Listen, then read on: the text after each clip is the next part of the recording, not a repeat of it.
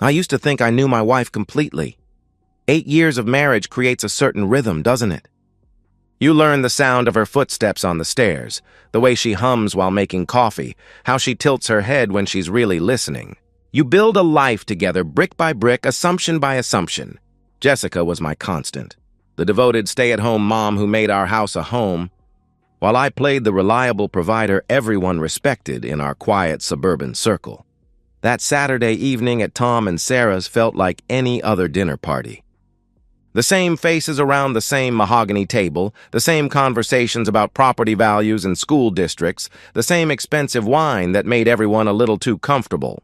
Jessica looked radiant in her navy dress, laughing at Tom's terrible jokes, helping Sarah clear the appetizer plates. She fit perfectly into our world, or so I thought. The evening took its predictable turn after dessert.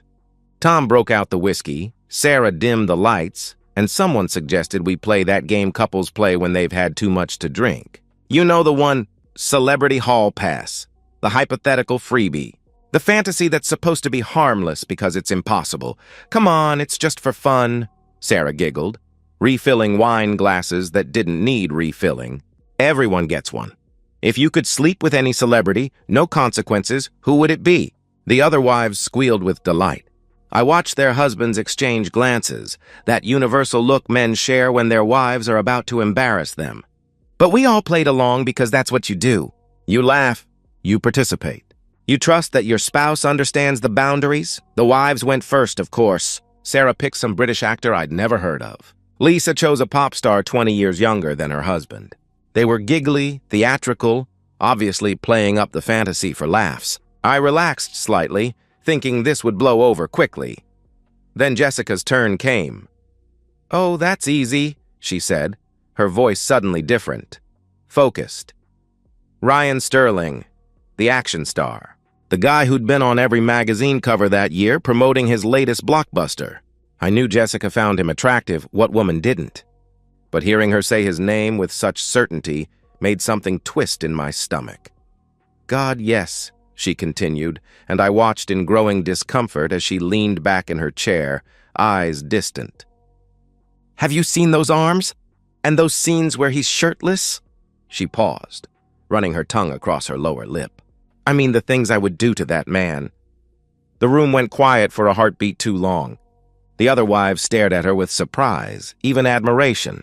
Their fantasies had been innocent, almost childlike. Jessica's felt different, real. Okay. Tom laughed nervously, but it sounded forced. Moving on to the guys. I barely heard the rest of the conversation. While the men made their obligatory picks, actresses we'd never meet, models from magazines, I kept watching Jessica. She wasn't participating anymore, just smiling to herself, like she was replaying private thoughts. When I caught her eye, she winked at me, completely oblivious to my discomfort. The drive home was tense. Our neighborhood streets blurred past in darkness while I tried to find the right words. "That was intense tonight," I finally said. "What was?" Jessica was checking her makeup in the passenger mirror, still glowing from the attention. "The way you talked about that actor." "Ryan Sterling," I replied. She laughed, not the warm laugh I'd fallen in love with, but something dismissive, cold. "Relax, Mark, it's just a game." "It doesn't mean anything," she said. But the way she described what she wanted to do to him, the hunger in her voice, the detail in her fantasies, it had felt like everything, like a window into thoughts I wasn't supposed to see. "I know, but—" I started. "But what?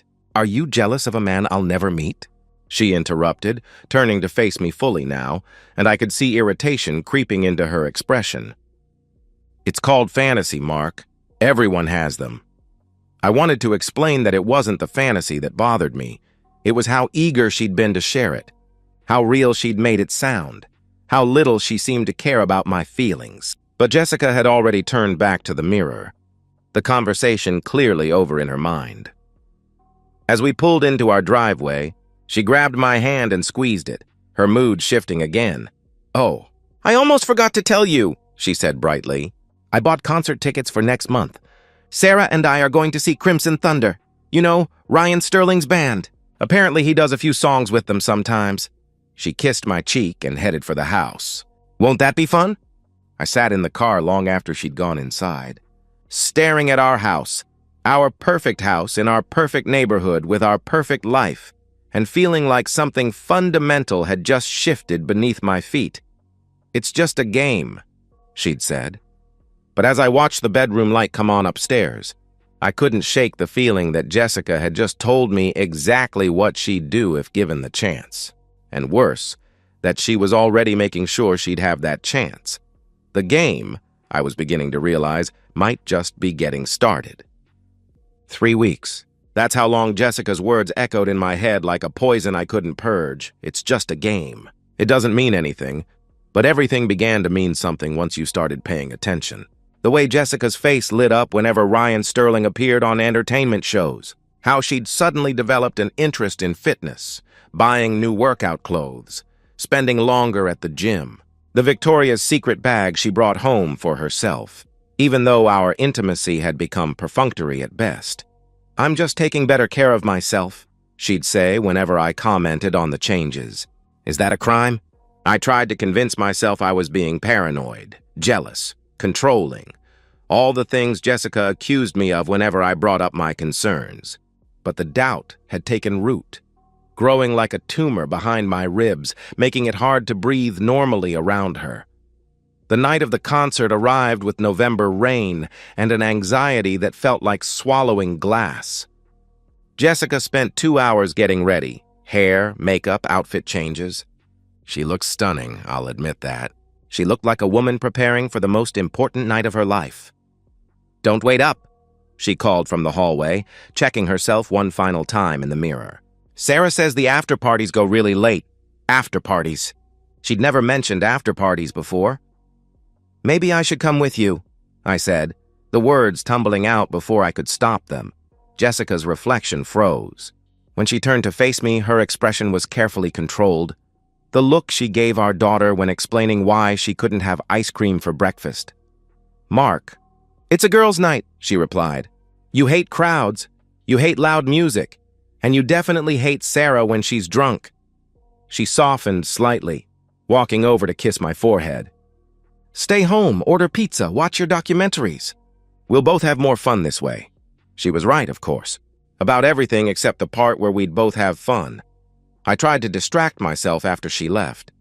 Paid bills, organized files, attempted to focus on a client proposal that kept blurring on my laptop screen, but the anxiety was a living thing now, pacing inside my chest like a caged animal. I found myself checking my phone every few minutes, though I wasn't sure what I was looking for. By 11 o'clock, I'd given up pretending to work.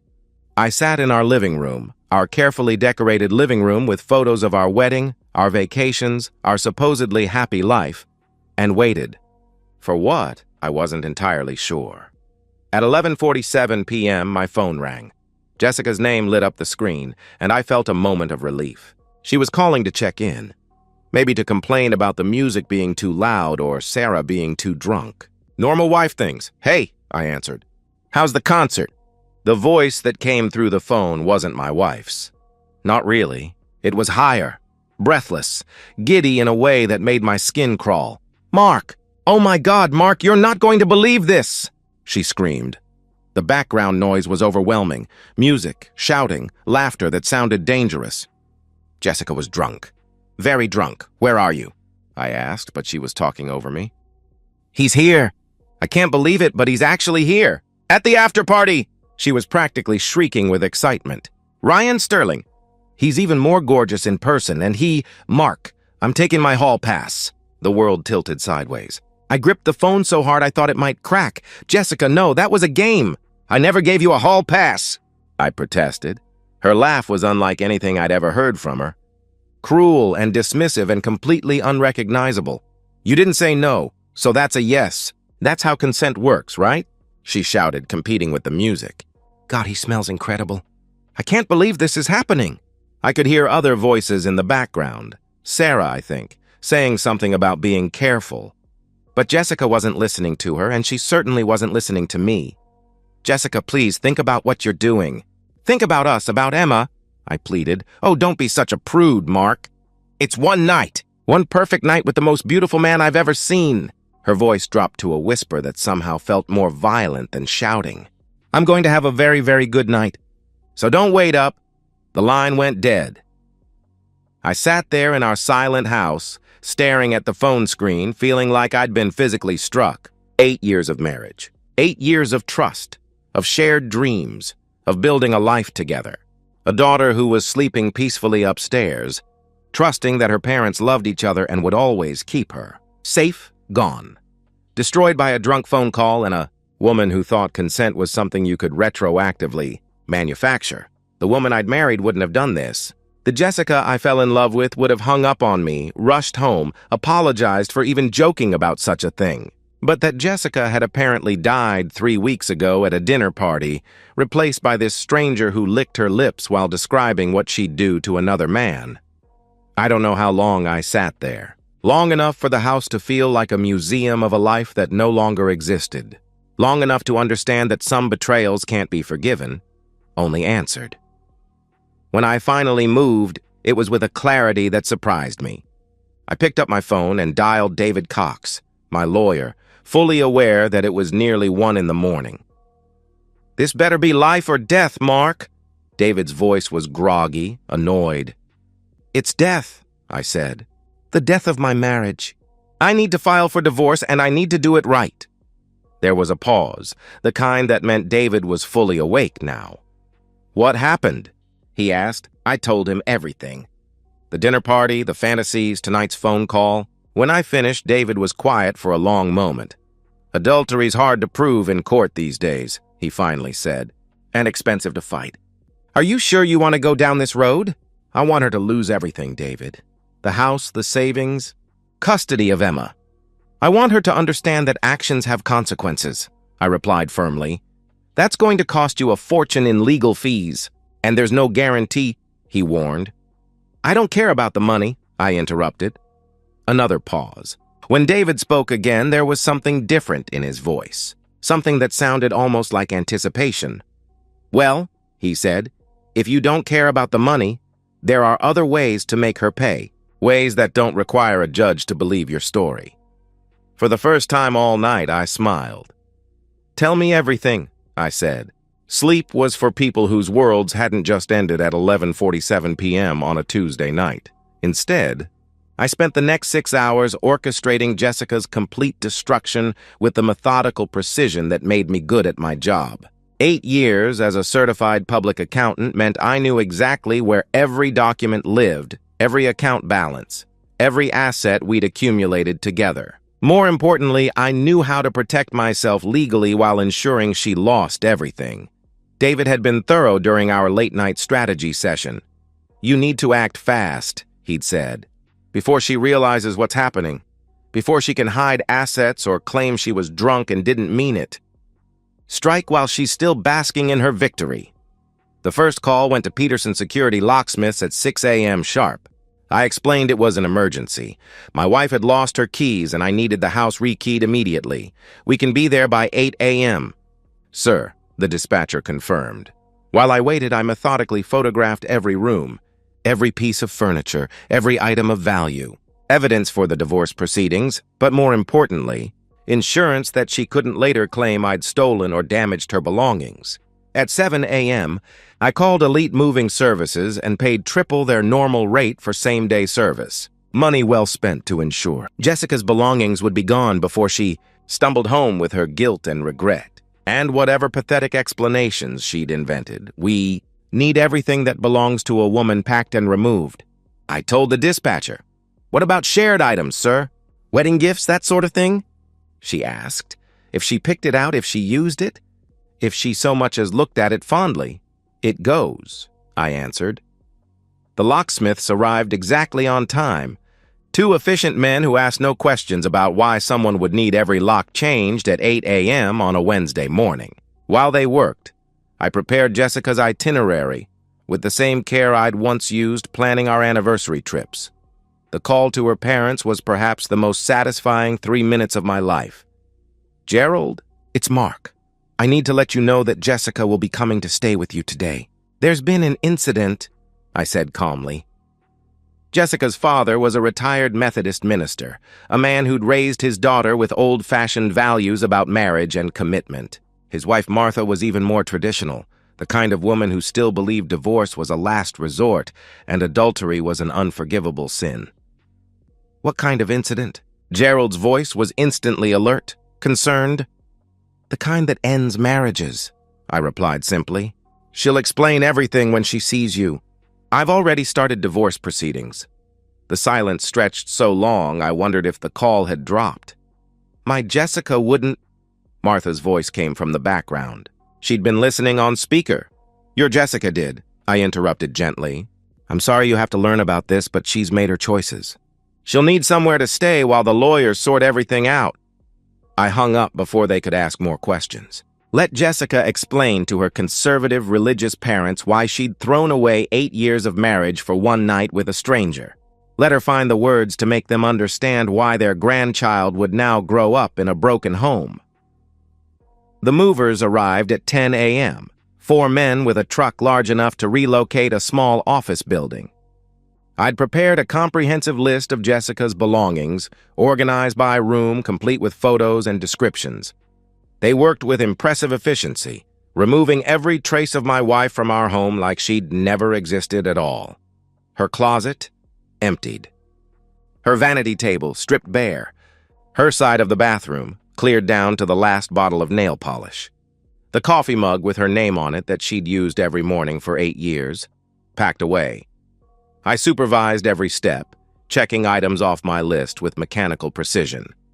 When one of the movers asked about the framed photos on her nightstand, pictures of us from happier times, I didn't hesitate. Those too, I said. By noon, the house looked completely different. Cleaner somehow. The movers had even vacuumed the spaces where her furniture had stood, erasing the physical impressions of her presence as thoroughly as she'd erased our marriage vows. I showered, shaved, and put on my best navy suit, the one Jessica always said made me look distinguished. Then I sat at our kitchen table with the divorce papers spread in front of me like tarot cards predicting a bitter future. The silence in the house was profound. No Jessica humming in the shower, no morning news playing from the bedroom TV, no coffee brewing automatically at 7:30 a.m. Just the quiet tick of the grandfather clock in the hallway, counting down the minutes until my wife came home to discover that her entire life had been erased. At 12:30 p.m., I saw the last moving truck pull away from our driveway. At 12:35 p.m., I spotted Jessica's silver Honda turning onto our street. I positioned myself by the front window and watched her park. She moved slowly, carefully, clearly fighting a massive hangover. But there was something else in her posture, a satisfied languor that made my stomach turn. She looked like a woman who'd gotten exactly what she wanted. Jessica checked herself in the rearview mirror, running fingers through her disheveled hair, trying to make herself presentable. She had no idea that presentable was no longer relevant, that the audience she was preparing for had already rendered its verdict. She grabbed her purse, locked the car, and walked up our driveway with the confident stride of someone who believed she could explain away anything. Someone who thought 8 years of marriage meant she could survive one night of betrayal. I watched her reach into her purse for keys that would no longer work. I watched her try the first key, then the second, confusion creeping across her face. I watched her realize something was very, very wrong. When she knocked on the door of the house we'd bought together, the house where she'd planned to raise our children, the house she'd just lost forever, I was ready. I opened it wearing my best smile and holding her future in a manila envelope. "Hello, Jessica," I said. "We need to talk." The key wouldn't work. I watched through the peephole as Jessica tried it again, jiggling the handle with growing frustration. Her confident morning-after glow was starting to crack around the edges, replaced by the first hints of genuine confusion. She knocked. 3 sharp raps that sounded different somehow, less entitled than they used to, more uncertain. When I opened the door, her smile was automatic, practiced, the same one she'd used to deflect problems our entire marriage. But it faltered when she saw my expression, when she registered that I was fully dressed at 1 p.m. on a day I'd taken off work, when she noticed the manila envelope in my hand. "What's going on?" she asked, but her voice had lost its usual command. "Why doesn't my key work?" I didn't answer immediately. Instead, I studied her face, looking for any trace of the woman I'd fallen in love with 8 years ago. Her makeup was smudged but deliberate, her hair messy in an artful way that suggested she'd fixed it in someone else's bathroom. She was wearing the same dress from last night, but it looked different now. Rumpled, slightly torn at the shoulder, stained with sweat and secrets. "Here," I said, handing her the envelope. "This should explain everything." Jessica's hand shook slightly as she opened it. I watched her face change as she read the first page, confusion shifting to disbelief, disbelief to horror, horror to something approaching panic. "Divorce papers?" Her voice cracked. "Mark, what the hell is this?" "It's exactly what it looks like, Jessica. I'm filing for divorce on grounds of adultery. I want you out of my house, away from my daughter, and out of my life," I replied evenly. She stared at me like I was speaking a foreign language, then tried to push past me into the house. I blocked her path, gently but firmly. She wasn't coming in. Not now, not ever again. "You can't be serious," she said, but I could hear the desperation creeping in. "It was just a hall pass. You gave me permission." "I gave you nothing," I replied, my voice perfectly level. "I said nothing, which you decided meant yes." I'm correcting that misunderstanding now. Jessica's breathing was becoming rapid, shallow. The reality was starting to penetrate her hangover, but she was still fighting it. "Mark, please, think about this rationally. It was one night, one mistake. People work through these things all the time," she pleaded. "A mistake," I repeated.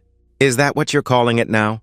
Because last night on the phone you sounded pretty intentional about the whole thing." Her face went white. She'd forgotten about the phone call, or maybe hoped I'd been too upset to remember it clearly. But I remembered every word, every laugh, every cruel dismissal. "I was drunk," she started. "Drunk people tell the truth, Jessica. Sober people lie to themselves about what they want. You wanted Ryan Sterling more than you wanted your marriage, your family, your daughter's stable home. Congratulations. You got exactly what you wanted," I interrupted. She tried to step closer, to use physical proximity the way she always had when we fought. But I stepped back, maintaining the distance between us like a barrier she could never cross again. "Where are my things?" The question came out as a whisper. "At your parents' house, 3 hours away in Springfield.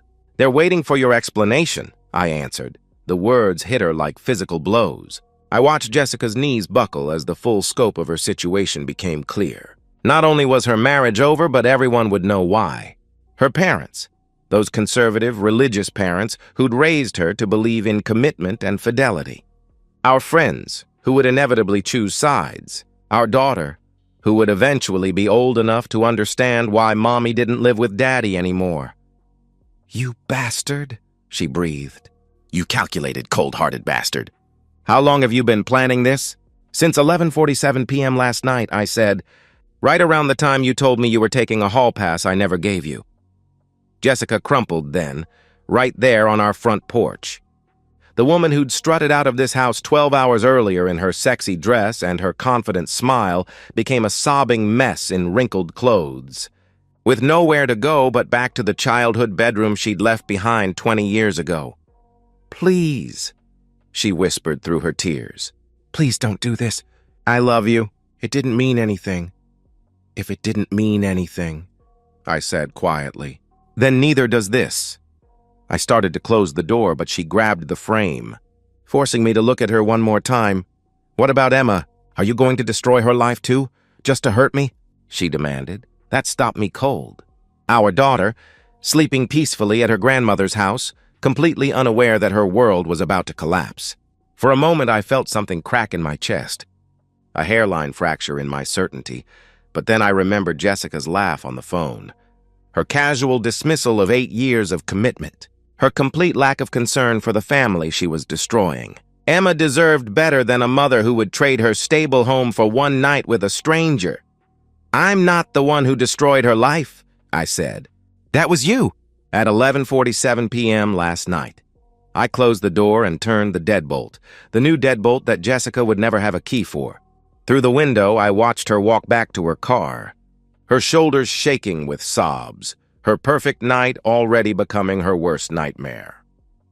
As she drove away toward a conversation with her parents that would define the rest of her relationships, I remained in the house we'd once shared, finally able to breathe normally for the first time in 3 weeks. The game was over. And just like Jessica had said at the dinner party, it had been easy to know exactly what I wanted to do. I wanted to win. 6 months later, I can see the whole picture clearly. The divorce was finalized in May, fastest uncontested proceeding David Cox had ever handled. Jessica couldn't afford to fight it, couldn't afford a lawyer capable of challenging my evidence, couldn't afford much of anything, really. Her parents had provided a place to sleep and 3 meals a day, but their financial support came with conditions she found increasingly difficult to accept. Pray for forgiveness, her mother had told her during one of their more heated conversations, according to Jessica's sister Lisa, who called me out of misplaced loyalty to family unity.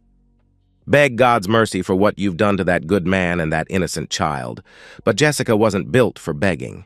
She'd found a job at a department store cosmetics counter, moved into a studio apartment across town, and tried to rebuild her life with the same confident determination she'd once used to destroy it. The problem was that small towns have long memories, and our social circle had already rendered its verdict. Sarah, her supposed best friend, had been the first to distance herself. "I can't believe she actually did it," Sarah told everyone who would listen. "I thought she was just talking big, you know? Like fantasy talk. I never thought she'd actually throw away her marriage for some celebrity she met at a concert." The story spread like wildfire through our community, enhanced and embellished with each retelling until Jessica became a cautionary tale rather than a real person. The woman who traded 8 years of marriage for one night with a stranger, the mother who chose a rock star over her daughter's stability, the wife who destroyed everything good in her life for a fantasy. I kept the house, of course. Kept my savings account, my retirement funds, my reputation intact. Our mutual friends rallied around me with casseroles and offers to babysit Emma, treating me like a wounded hero who'd survived a terrible accident, which in many ways I suppose I had. Emma adjusted better than I'd feared. Children are resilient, and at 7 years old, she accepted my explanation that Mommy had made some bad choices and needed to live somewhere else for a while. She sees Jessica every other weekend, court-ordered, supervised visits that take place at a neutral location because I successfully argued that my ex-wife's studio apartment wasn't suitable for a child. Those visits are awkward affairs. According to the court-appointed monitor, Jessica tries too hard, brings too many gifts, makes too many promises about the future when they'll be together more. Emma is polite but distant, already protective of the new stability in her life, already learning not to trust promises from the woman who used to tuck her in every night. I'm dating again, carefully, methodically, with the same attention to detail I brought to dismantling my marriage. When women ask about my divorce, and they always do, I have a simple, devastating response. My ex-wife made a choice, I tell them. I never elaborate. I don't need to. The phrase carries enough weight to end that line of questioning while establishing me as the wronged party, the man who was betrayed by someone he trusted completely. It's both true and strategically perfect. Sometimes, late at night in the bedroom Jessica and I once shared, I allow myself to wonder if my response was too extreme. If I should have tried counseling, forgiveness, some kind of reconciliation for Emma's sake. But then I remember that phone call, the giddy excitement in Jessica's voice, her casual dismissal of our family, her complete lack of remorse, and the doubt fades. She called me last month. I let it go to voicemail. "Mark, please, I know you don't want to talk to me, but I need you to understand. It really was just one night. Just one stupid, meaningless night, and I've lost everything because of it. That's not justice. That's cruelty," her voice pleaded through the recording. I deleted the message without finishing it. Justice and cruelty often look the same from different angles, and Jessica had taught me that some betrayals can't be forgiven, only answered with equal force. She'd wanted one perfect night with the most beautiful man she'd ever seen. I'd given her a lifetime to remember what that night cost her. Every morning when she wakes up alone in her studio apartment, every weekend when she sees Emma for 3 supervised hours, every time someone in town whispers and points, she gets to relive her choice. As I finish writing this account, this confession, this justification, this record of how a marriage dies in a single phone call, I realize something that would probably disturb the man I used to be. I feel no guilt about what I did. No regret about the completeness of my revenge. Jessica taught me that marriage vows are just words, and words only have the power you give them. She said it was just a game. I suppose it was, and I won. And so, we've reached the end of today's story. Was it what you expected, or did it take a twist you didn't see coming? I'm curious to hear your thoughts. Share them in the comments below, and let's get a conversation going. If this story kept you hooked, make sure to hit that like button. And if you're new here or just haven't subscribed yet, now's the perfect time to join our community. I bring you fresh, captivating stories every day, so click that subscribe button and turn on notifications so you never miss out. Thanks for watching, and I'll see you in the next one.